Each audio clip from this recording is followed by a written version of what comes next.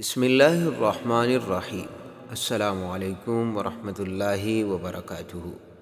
محترم ناظرین، جیسا کہ آپ جانتے ہیں کہ آج جمعے کا دن ہے، تو آئیے آپ کے ساتھ جمعے کے دن کا ایک ایسا بابرکت درود شریف شیئر کرنے والا ہوں جس کی بدولت رب تعالی آپ کی دنیا اور آخرت دونوں سنوار دے گا۔ محترم دوستو، آج کل کے دور میں ہر بندہ چاہتا ہے کہ اس کے پاس اتنا رزق ہو کہ کبھی کسی کا محتاج نہ ہو۔ ہر کوئی چاہتا ہے کہ اس کے پاس اتنی دولت ہو جو کہ اپنی ہر طرح کی ضروریات آسانی کے ساتھ پورا کر سکے، اور رب تعالیٰ کا بھی ارشاد ہے کہ مجھ سے مانگو میں عطا کروں گا۔ تو پیارے دوستو، آج ایک ایسا درود شریف بتانے والا ہوں جس کی بدولت آپ رب تعالیٰ سے مال اور دولت، رزق، جو چیز مانگو گے رب تعالیٰ عطا کر دے گا۔ جمعے کے دن درود شریف ویسے بھی ثواب کا ذریعہ بنتا ہے۔ رسول اللہ صلی اللہ علیہ وسلم کا ارشاد مبارک ہے کہ جمعے کے دن مجھ پر کثرت سے درود بھیجا کرے۔ محترم دوستو، ایک اور حدیث شریف میں آتا ہے کہ ایک بار درود پڑھنے سے رب تعالیٰ کی 10 رحمتیں نازل ہوتی ہے۔ پیارے دوستو، آپ سوچ لیجئے کہ اگر آپ جمعے کے دن کثرت سے درود شریف کا ورد کرو گے تو رب تعالیٰ کی کتنی رحمتیں آپ پر برسے گی۔ ان رحمتوں میں سے ایک رحمت رزق کی فراوانی بھی ہے، مال اور دولت کی فراوانی بھی ہے۔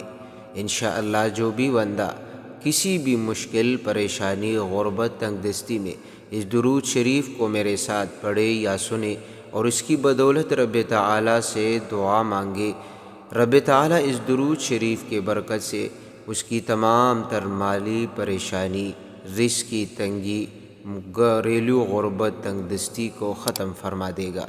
بس آپ کا یقین کا ہونا ضروری ہے۔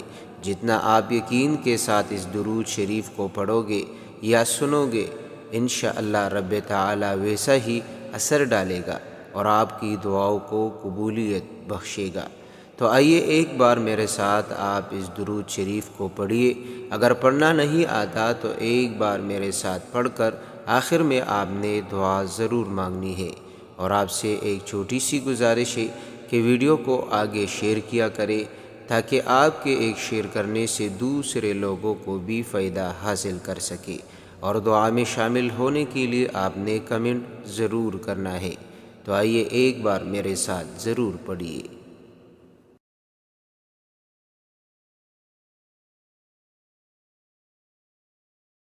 بسم اللہ الرحمن الرحیم۔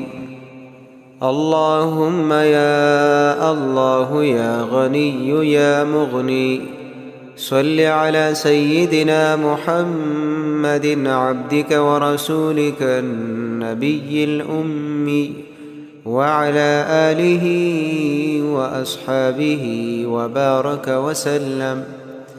اللہم یا اللہ یا غنی یا مغنی صل علی سیدنا محمد وعلى آل سیدنا محمد صلاة تكون لك رضاء وله جزاء ولحقه أداء،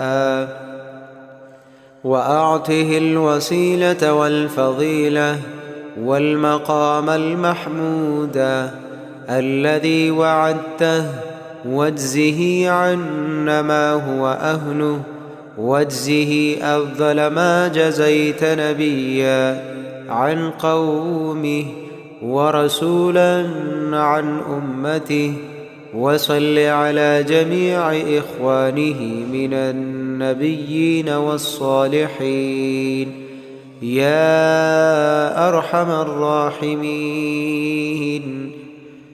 اللهم يا الله يا غني يا مغني صل وسلم على سيدنا محمد، اجعل فضائل صلواتك وشرائف زكاتك ونوامي بركاتك وعواطف رأفتك ورحمتك وتحيتك وفضائل آلائك على سيدنا محمد سيد المرسلين ورسول رب العالمين، قائد الخير وفاتح البر ونبي الرحمة وسيد الأمة. اللهم ابعثه مقاما محمودا تزلف به قربه وتقر به عينه، يغبطه به الأولون والآخرون. اللهم أعطه الفضل والفضيلة والشرف والوسيلة والدرجة الرفيعة والمنزلة الشامخة. اللهم يا الله يا غني يا مغني، أعط سيدنا محمد الوسيلة وبلغه مأموله، واجعله أول شافع وأول مشفع.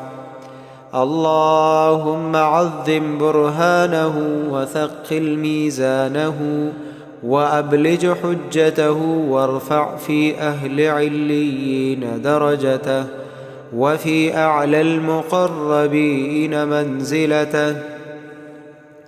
اللهم أحينا على سنته وتوفنا على ملته، واجعلنا من أهل شفاعته، واحشرنا في زمرته، وأوردنا حوضه، واسقنا من كأسه غير خزايا ولا نادمين ولا شاكين ولا مبدلين ولا مغيرين ولا فاتنين ولا مفتونين.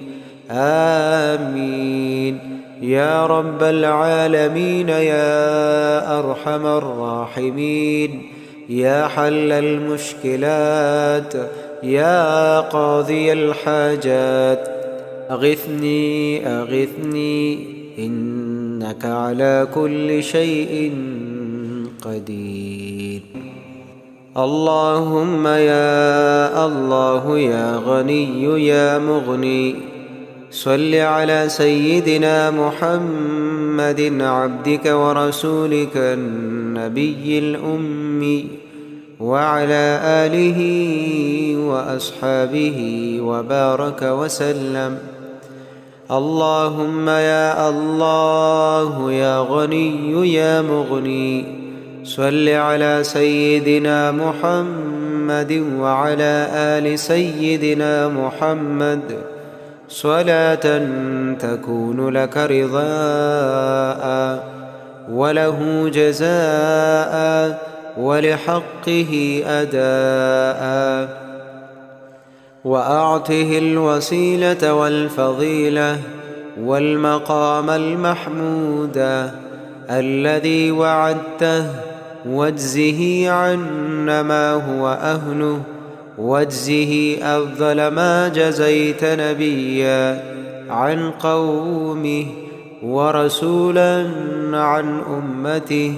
وصل على جميع إخوانه من النبيين والصالحين يا أرحم الراحمين. اللهم يا الله يا غني يا مغني، صل وسلم على سيدنا محمد.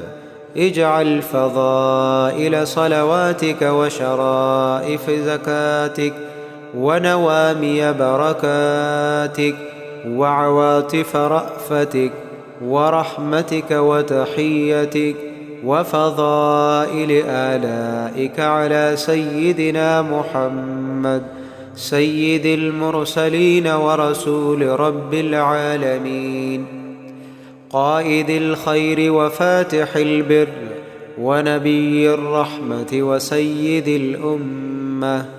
اللهم ابعثه مقاما محمودا تزلف به قربه وتقر به عينه، يغبطه به الأولون والآخرون.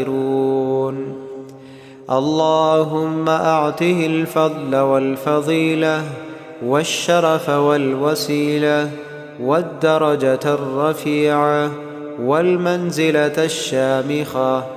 اللهم يا الله يا غني يا مغني، أعط سيدنا محمد الوسيلة وبلغه مأموله، واجعله أول شافع وأول مشفع.